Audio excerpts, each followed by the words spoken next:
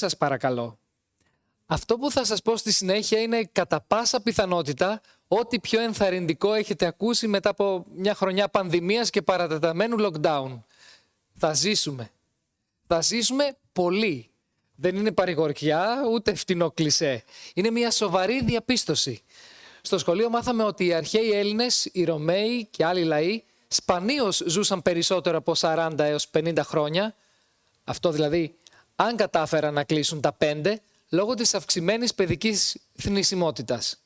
Όποιος γεννιόταν το 1960, τη χρονιά που ο ΟΗΕ άρχισε να καταγράφει επισήμως τα στοιχεία που αφορούν το προσδόκιμο ζωής των ανθρώπων σε παγκόσμια κλίμακα, μπορούσε να ελπίζει ότι θα φτάσει τα 52,5 χρόνια ζωής. Ο σημερινός μέσος όρος παγκοσμίως είναι τα 72 χρόνια.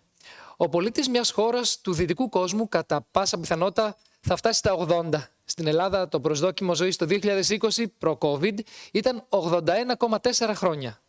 Λίγο ψηλότερο από το μέσο όρο της Ευρωπαϊκής Ένωσης. Οι περισσότεροι άνθρωποι λοιπόν ζουν σήμερα καλύτερα και περισσότερο σε σχέση με οποιαδήποτε προηγούμενο περίοδο της ανθρώπινης ιστορίας.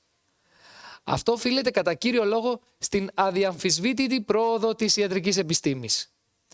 Μπορεί όμως τάχα η ιατρική από ένα σύνολο απλών εφαρμοσμένων πρακτικών για τη βελτίωση της ανθρώπινης υγείας να εξελιχθεί σε κάτι μεγαλύτερο, πιο σπουδαίο, να γίνει ο μοχλός οικοδόμησης ενός καλύτερου κόσμου. Ο Πίτερ Άγρε απαντάει θετικά. Το σημαντικότερο μάθημα που έμαθα έπειτα από μια καριέρα 4 δεκαετιών στην ιατρική επιστήμη είναι ότι έχουμε μια μοναδική ευκαιρία να κάνουμε τον κόσμο ένα καλύτερο μέρος. Υποστηρίζει ο βραβευμένος με Νόμπελ καθηγητής και διευθυντής του Κέντρου Ερευνών για την Ελονοσία στο Πανεπιστήμιο του Johns Hopkins.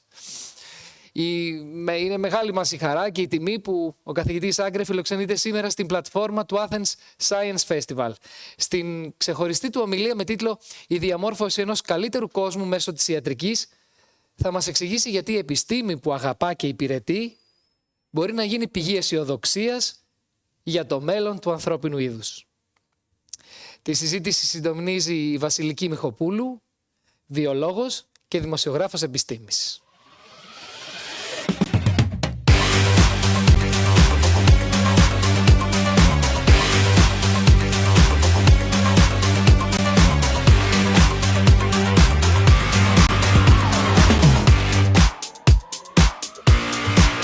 Καλησπέρα και από μένα.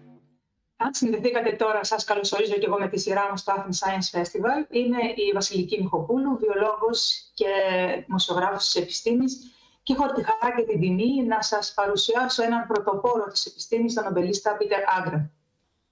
Good evening, dear professor from Athens. Welcome to Athens, though virtually.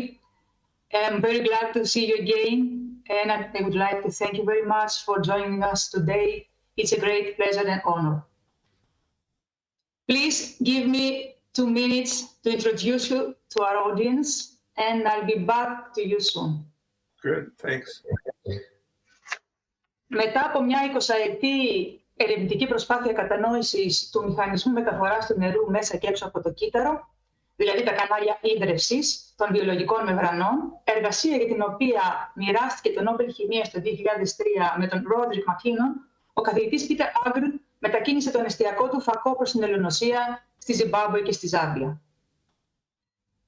Υπηρετώντας μάλιστα ως διευθυντής του Ινστιτούτου Ερευνών Johns Hopkins Malaria στη Σχολή Δημόσιας Διοίκησης Υγείας του Bloomberg. Ο καθηγητής διετέλεσε και πρόεδρος της Αμερικανικής Ένωσης για την προώθηση της επιστήμης και της Επιτροπής Ανθρωπίνων Δικαιωμάτων της Εθνικής Ακαδημίας Επιστημών, στην οποία είναι εκλεγμένο μέλος από το 2000. Όμως, ο καθηγητής δεν είναι μόνο γνωστός για την έρευνά του, αλλά και για την πλούσια ακτιβιστική του δράση στο πεδίο των ανθρωπίνων δικαιωμάτων και της παγκόσμιας υγείας. Υπήρξε ένας από τους πρώτους διπλωμάτες της επιστήμης, ο οποίος χρησιμοποιώντας την επιστήμη ως εργαλείο διπλωματίας και εκμεταλλευόμενος την ήπια ισχύ της, πραγματοποίησε κατόπιν συνεννόησης με αξιωματούχους της εκάστοτε αμερικανικής κυβέρνησης μια σειρά επισκέψεων σε χώρες με διαταραγμένες ή συγκρουσιακές σχέσεις με τη ΣΥΠΑ. Ο στόχος του ταξιδιού ήταν η ενίσχυση του επιστημονικού διαλόγου και η προώθηση συνεργασιών σε επιστημονικά έργα ώστε να μειωθούν οι εντάσεις μεταξύ των χωρών. Για παράδειγμα, ο νομπελίστας επισκέφθηκε την Κούβα την περίοδο όπου οι δύο χώρες διατηρούσαν τεταμένες σχέσεις και συντηρούσαν μια ένταση που χειροτέρεψε το εμπάργκο και κατ' επέκταση εμπόδισε την εισαγωγή βασικών αγαθών, κυρίως φαρμάκων. Ο κορυφαίος επιστήμονας, που είναι και επίτιμος διδάκτορ του Εθνικού και Καποδιστριακού Πανεπιστημίου Αθηνών, φιλοξενείται φέτος στο Athens Science Festival για να παρουσιάσει τη δυναμική της ιατρικής στην πρόοδο και της ανάπτυξης της ανθρωπότητας. I'm back to you, dear professor. I can assure you that I said very good words about you. And now the stage is all yours. We are listening to you. Thank you so much, Vasiliki. I'm privileged to participate in the Athens Science Festival. I've been looking forward to this and hope in future years to be in Athens with you. Let's hope. Today I'm going to talk about applications of science and some of the benefits that science provides. In addition to the technical breakthroughs, it opens doors worldwide. The science is about young people, young scientists. And here is a young scientist I know well. 51 years ago, that was me. I left my home in Minnesota to come to Johns Hopkins. I had an interest in global health. And it didn't work out quite as I imagined. I studied cholera and other diseases, and had a long career, and it ended up at one point even in Stockholm for a Nobel Prize. This was not in the plan, but it brings several benefits. Our Nobel was for the discovery of water channels, the proteins that allow water to enter cells in plants, bacteria, humans, and it's a fundamental breakthrough. But we also are very interested in the application to human disease. It turns out this most dangerous animal in the world needs aquaporins also. Yes, the most dangerous animal in the world is the mosquito. This in particular is an Anopheles mosquito that transmits malaria. And as you can see, this mosquito, when it takes a blood meal, it does so because the female mosquitoes use the hemoglobin in blood to make eggs. But in taking the blood meal, the mosquito takes in so much fluid, it's twice its normal weight. And so the careful extrusion of fluid using aquaporins allows it to fly away. I'm not going to talk more about aquaporins. I'm going to talk about the disease spread by these mosquitoes, malaria. This was a map of the world malaria as it was about 20 years ago. If we had the map from 70 years ago, it would include much of Europe, including Greece. So malaria is a disease that is probably a 19th century disease, but it's still present in the 21st century. How can science be applied to a problem like this? And I think the answer is it needs to be done at the ground level. So I'm going to first talk about our work in Africa, starting with Zambia. Beautiful country, Zambia. It has lots of wonderful natural beauty, and it has wonderful people, but it has malaria. And the malaria every year kills hundreds of thousands of children. Presently, we have about 400,000 deaths from malaria every year, and most of those are small children in Africa. And these children don't have to have malaria. They can be protected. And if they are infected, they can be treated. It's done very efficiently, but only when the organization is good and the resources are present. This man, Philip Chuma, Dr. Chuma is a hero, a friend of ours from Johns Hopkins who grew up in Africa, came to the U.S. for his medical training and returned to Africa, where he dedicated his life to advancing the health of the children of Africa. This little boy had malaria, but he was taken to the hospital and quickly treated. This child was not so fortunate. He came to the hospital in a coma. His life was saved by Dr. Tuma, but malaria sometimes causes permanent damage. The boy gazing upward because he's blind. The malaria has destroyed the brain cortex for vision. And this is a permanent injury. So malaria is more serious than just 400,000 deaths. It's millions of children like this boy left permanently damaged. How can you do work in a place like rural Africa? In addition to the government and university permissions, you need the permissions of the people themselves. And Africa has a tribal structure with headmen and chiefs who are wonderful individuals. This is Chief Macha from the region we're working in southern Zambia. He is a university graduate. He has the best interest in his people, in his heart. And here is our research team in Zambia. This is a few years ago. Dr. Tuma and I are standing there with wonderful young scientists from Zambia and Zimbabwe who are doing the on-the-ground screening to identify where the parasites are and their drug resistance and the mosquitoes and their insecticide resistance. And this can have tremendous benefits.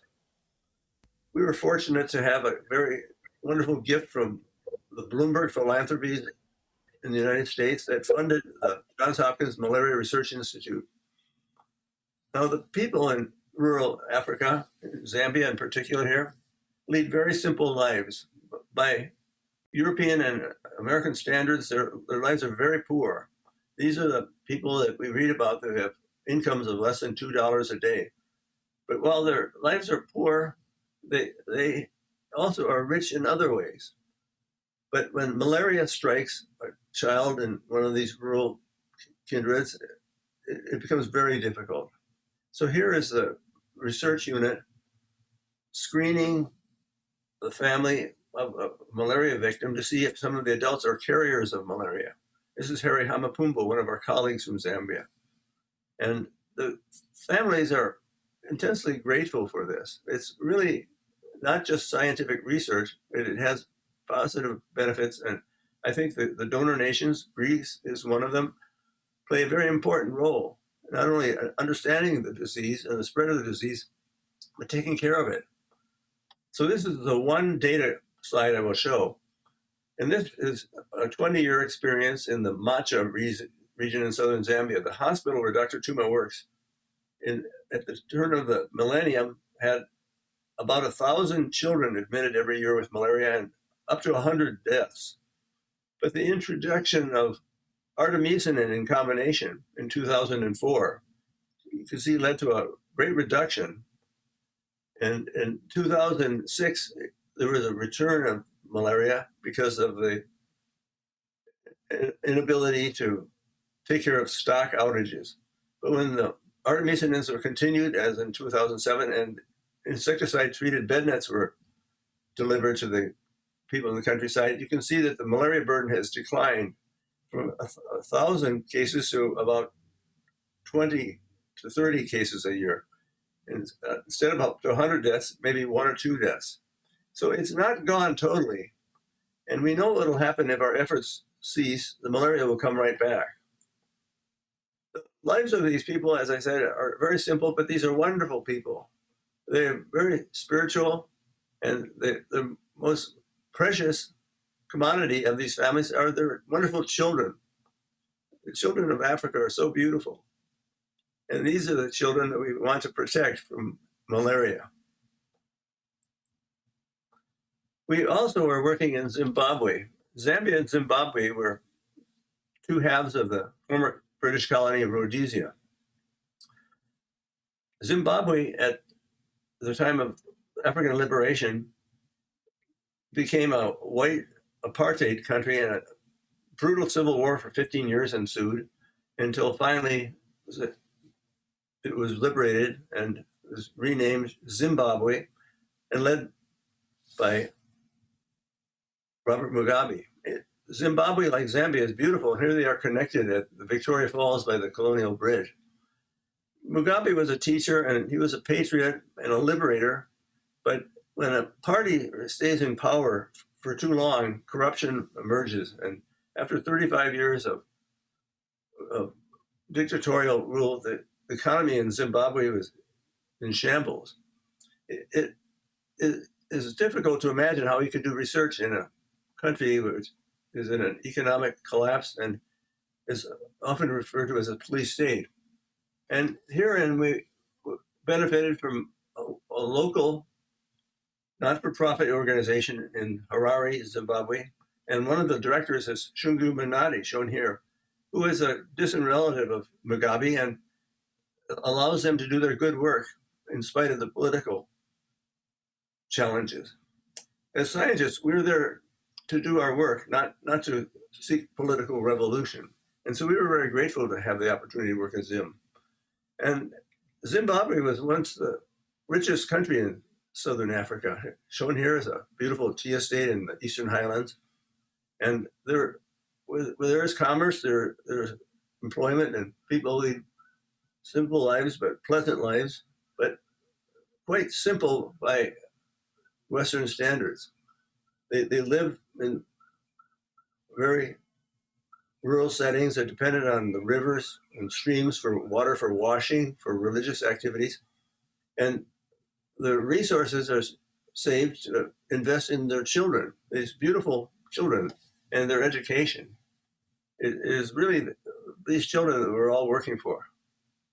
Now, in Zimbabwe, people have oftentimes religious biblical names, and they're very devout. And this gentleman, who is probably about my age, I'm 72, told me that his lifelong dream was to eliminate malaria, to make a better world for his children and grandchildren.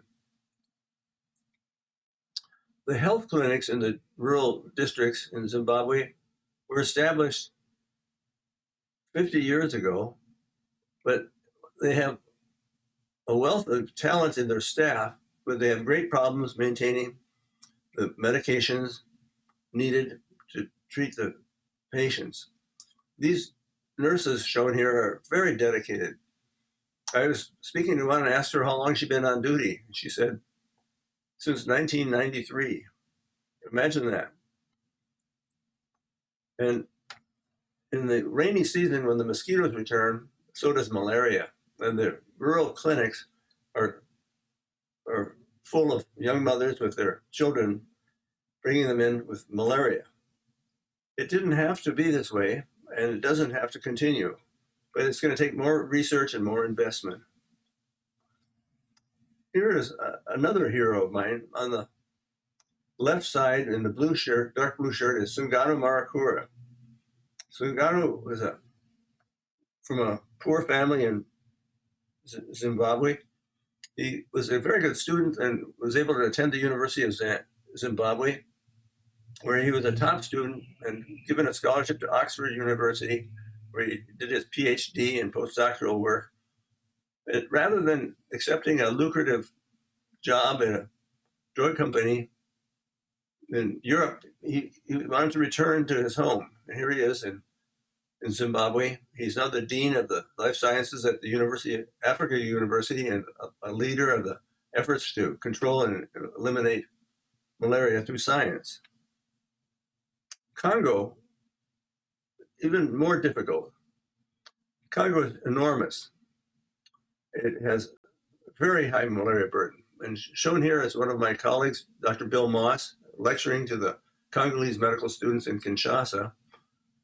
And here is Dan Carlson, a Swedish-American pilot for the missionary flight, which is necessary because Congo has very poor infrastructure. There are virtually no paved roads. And to get the medicines from the warehouses to the people is a challenge. And the United States, like the EU donor nations, provides substantial support for these people with medicines for malaria.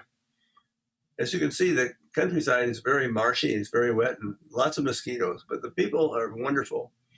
And shown here we are with the headman and the chief of one region where we're working.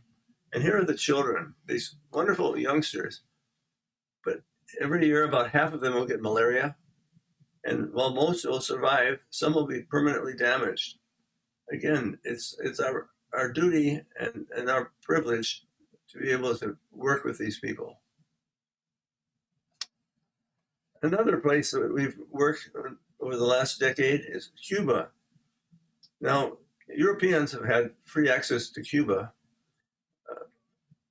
but the United States has had a basic shutdown in relations with Cuba for the past 60 years.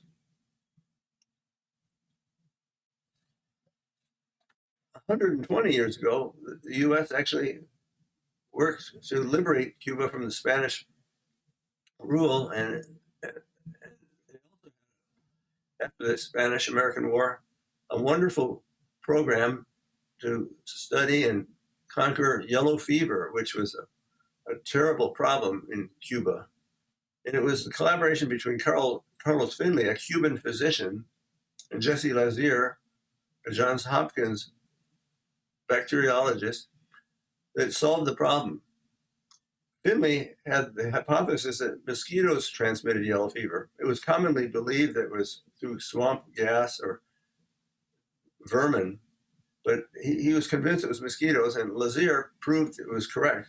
Unfortunately, in the process, Lazier himself got yellow fever and died, but their discovery changed everything and led to the control of yellow fever.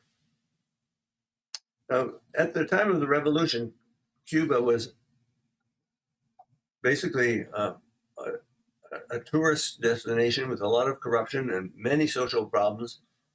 But the revolution changed it. Now, tourists that go there will see the old cars, which are on display, and it's very nice to see these old cars, but the reason that they're present is because the block in trade with Cuba, an embargo which is unfair and crippling to the Cuban economy. So while there is a lot of beautiful architecture where there has been investment, where there has not been investment and the embargo has prevented it, there is a deterioration of the architecture and a lot of unnecessary difficulty. So Fidel Castro, clearly a dictator who created many problems, he also had some wonderful developments he made for his country. He made healthcare a universal access, and Che Guevara met with the Pan American Health Organization right after the revolution to eliminate malaria from Cuba. He also restored the Cuban Academy of Sciences, which was the best in the Caribbean at one point, but had been neglected. So it was Castro's vision that Cuba economic force through development and distribution of medicines and physicians. Here's a Cuban drug development research laboratory. Here's the Bioengineering Institute. And here's the Latin American School for Medicine, which graduates thousands of young doctors each year who go out to the poorest countries in the world, in Africa and South America, and practice medicine in the countryside. Here is the Cuban response to the Ebola crisis in 2015. The Cuban healthcare was made available and led to the control of the Ebola epidemic, working alongside European and United States agencies. So Castro died about 5 years ago, but I was able to meet him and spend an evening with him because his son is a scientist. He arranged this, and of course, even in his late 80s, Fidel Castro was very intelligent, but very committed. He had his vision, and it was very different from mine, but at the end of the evening, two old grandfathers, one a former dictator and one a medical scientist, could agree on some things. For example, the access to healthcare availability for all, and the importance of investment in science.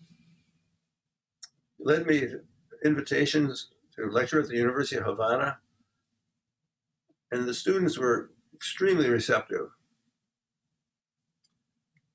Now we'll stop briefly at the Islamic Republic of Iran, another country where great difficulties between the government of the United States and their government. With the Islamic Revolution, basically Sharia law was instituted nationwide, and they've had some very stubborn political leaders. This is Mahmoud Ahmadinejad, who was president of Iran when we made our visit 8 years ago. There are still things that we could agree on, and I was privileged to be able to lecture to the Iranian scientists and realize that we shared the view of the importance of investment in science. Now, this gentleman is probably not familiar to most of the audience. His name is Akbar Ali Salehi. He is a nuclear physicist who was the head of the Atomic Energy Agency in Iran. And it was really his invitation that brought us to Iran. He was pivotal in the nuclear agreement, which was created in 2015, which limited the enrichment of uranium and allowed Iran to maintain stockpiles for energy production, but it would prevent them from developing an atomic bomb. Now, in this photograph, Salehi is shaking hands with Ernest Moniz. Ernest Moniz was the Secretary of Energy in the United States, and it is these two people whose friendship helped foster the accord. The friendship was based on their university experience. Salehi earned his doctorate at the Massachusetts Institute of Technology, MIT, where his professor was Ernie Moniz. I think this is a strong example of where science led to a friendship that was able to make an accord to prevent the development of nuclear weapons. Unfortunately, under the last administration in the US, this accord was negated, but we are optimistic that it can be reestablished. And I'm certain that scientists will play a major role. My last stop in this tour is North Korea, the Democratic People's Republic of Korea. In 2009, I led our first contingent to North Korea, and in most of the institutes we were received warmly, but they had never met Americans before. They'd never seen Americans before.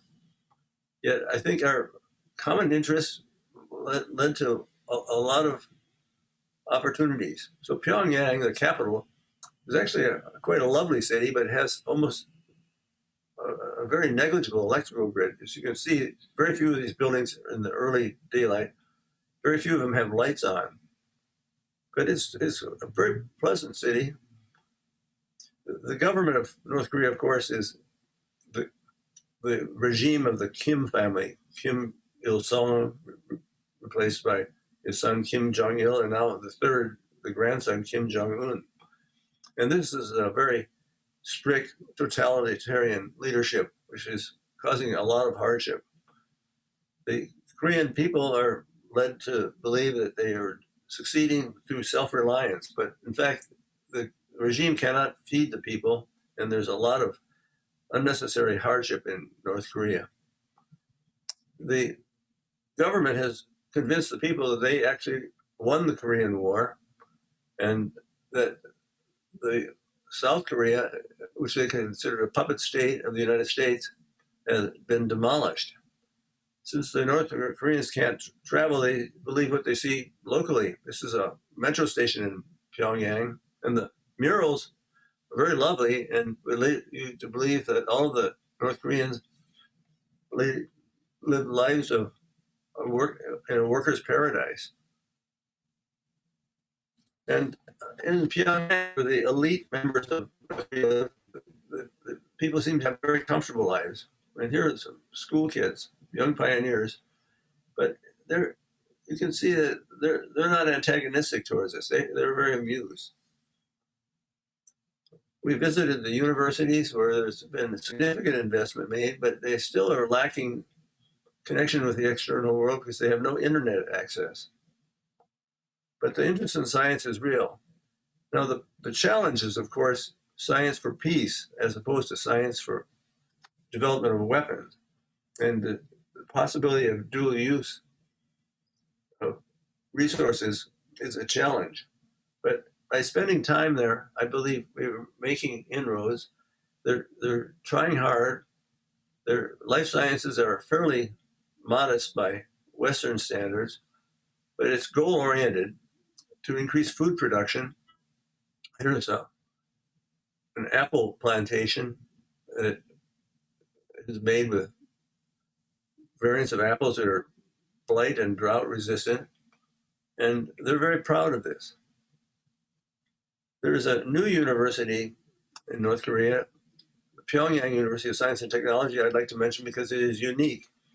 The language of instruction is English, and it is a wonderful gift of this gentleman, James Kim, a Korean-born businessman who lives in the U.S., who made a fortune in retail and has given that fortune to create two universities, one in China and one in North Korea, with the hope that it'll bring the world closer together.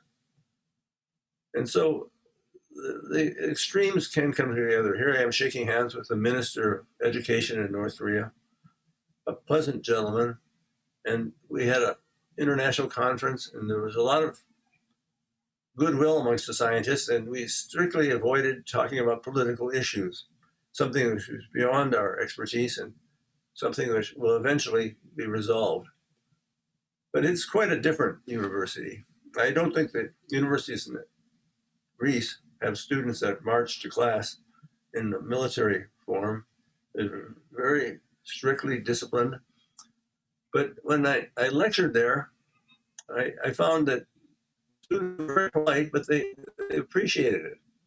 They eventually would even laugh when I would tell a joke. I often have to tell them after the joke that it was a joke and it was funny, because they need our permission. They're so used to being told what to do.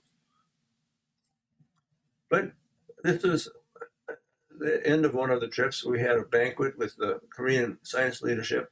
And here I'm giving my necktie, but Nobel necktie, to the Vice President of Academy of Science of North Korea, with the hope that he will give it to the first member of his country that wins a Nobel Prize. Eventually it will happen.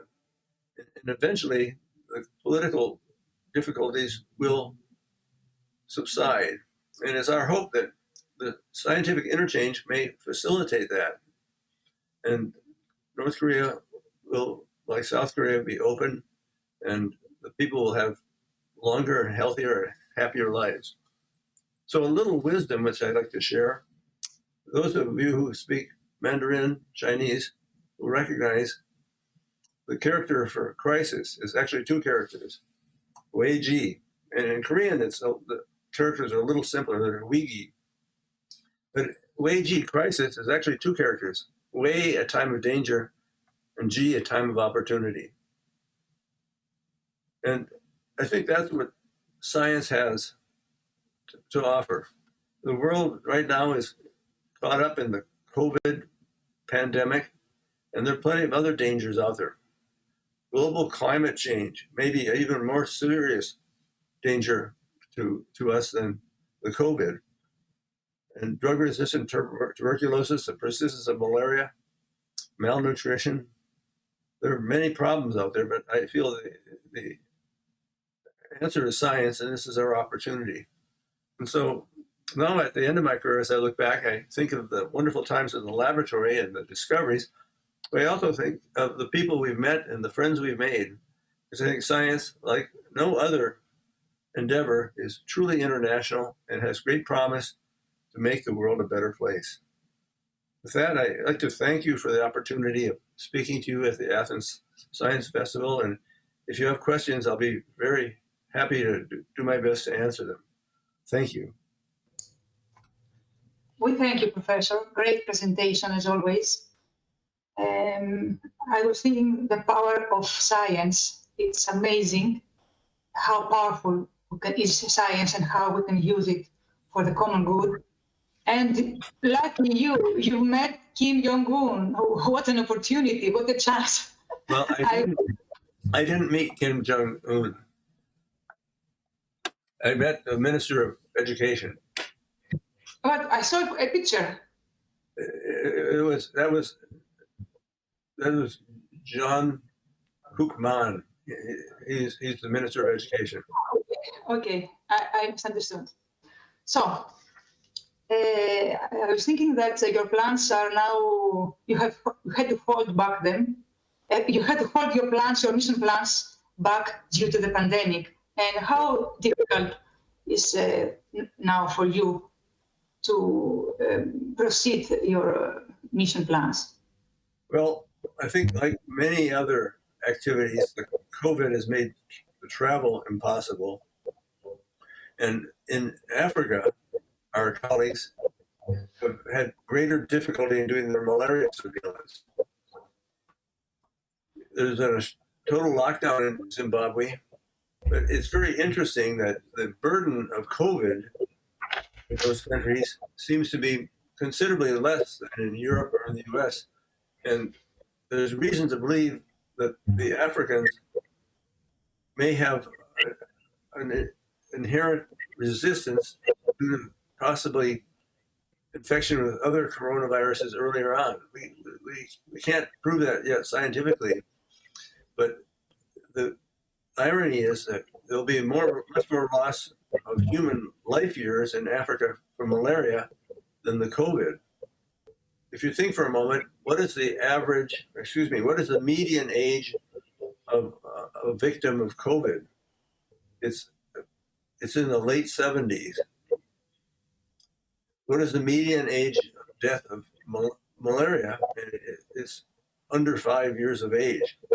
So when a person dies of malaria, they lose 75 years of expected life.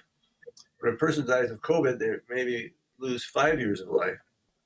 So in terms of the burden, COVID is very serious. But malaria, I think, is probably a greater long-term seriousness. In terms of our work in Iran, Iran is suffering a terrible burden with COVID. North Korea is totally shut down. No one can enter or leave. And they feel that they can eliminate or prevent COVID by simply sealing their borders. So at this point, we, like many others, are in a holding pattern. Mm-hmm.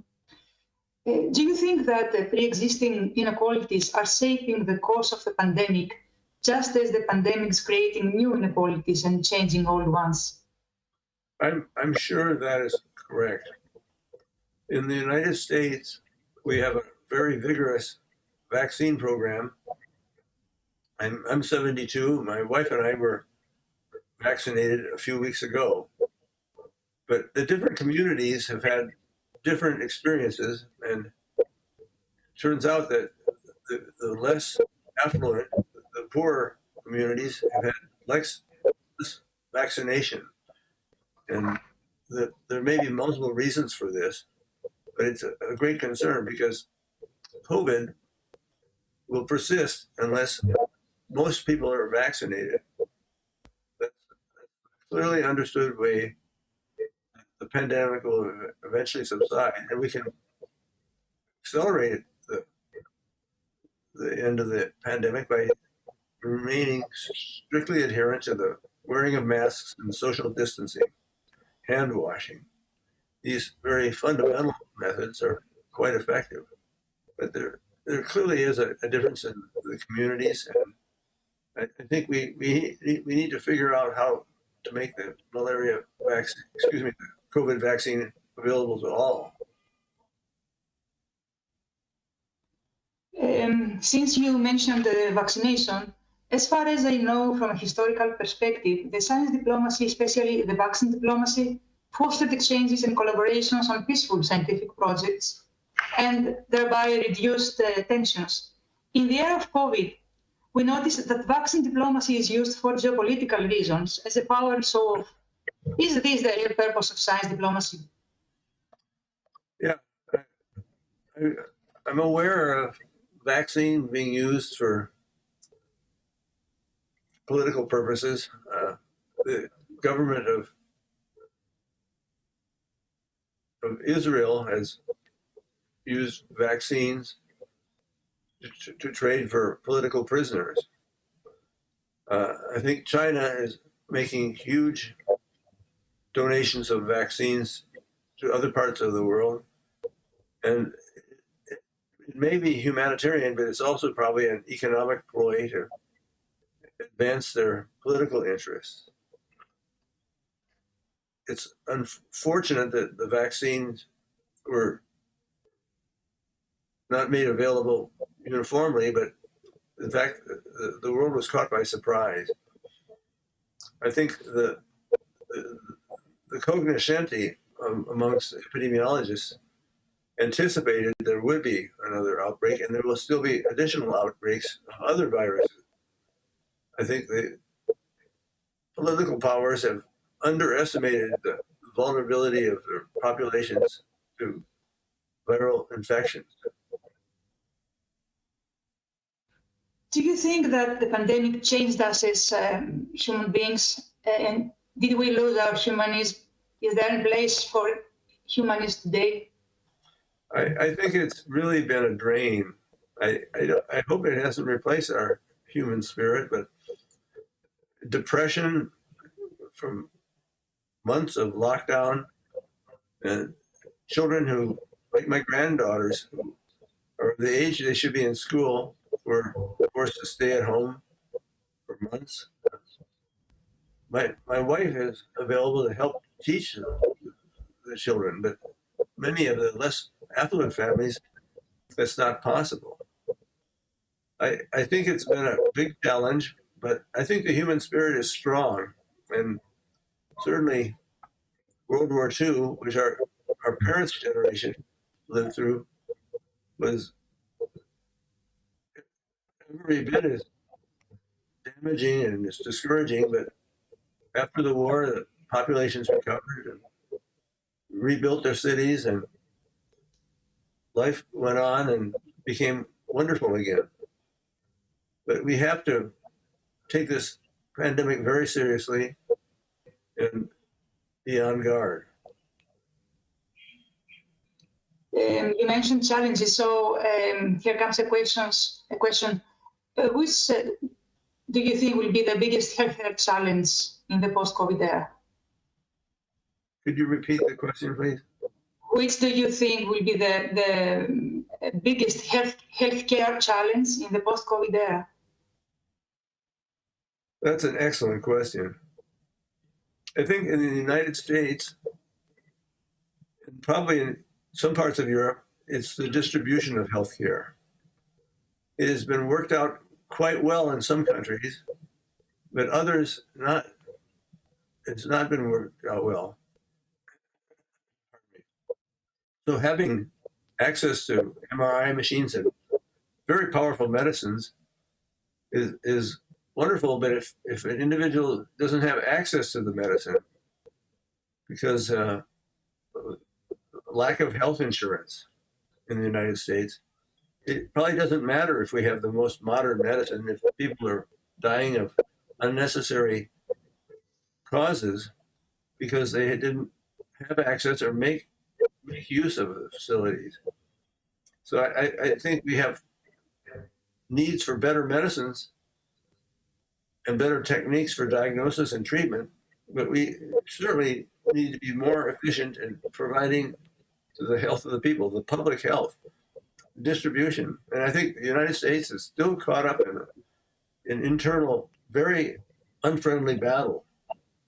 Some of the people in the country feel like healthcare is a privilege that you have to work to obtain, and others contend that it's right.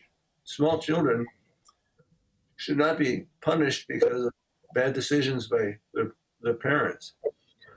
It's an investment that I think most European countries make with a very good feeling, but the U.S. is still very primitive politically in terms of healthcare, the access to healthcare. Dear Professor, which do you think was the biggest lesson that we learned from this pandemic? I think the biggest lesson is we are so vulnerable. I think the notion before the pandemic was that infectious diseases and viral diseases are a thing of the past. They won't affect our lives. And as we can tell now, they can affect our lives very seriously. So I think that it was a wake-up call to the public that, in fact, our health is not guaranteed. And I think to the politicians, they should not be cutting the budgets for the scientists who are looking to prevent diseases, disease surveillance, development of better vaccines, and better systems for rapidly distributing the vaccines and using them.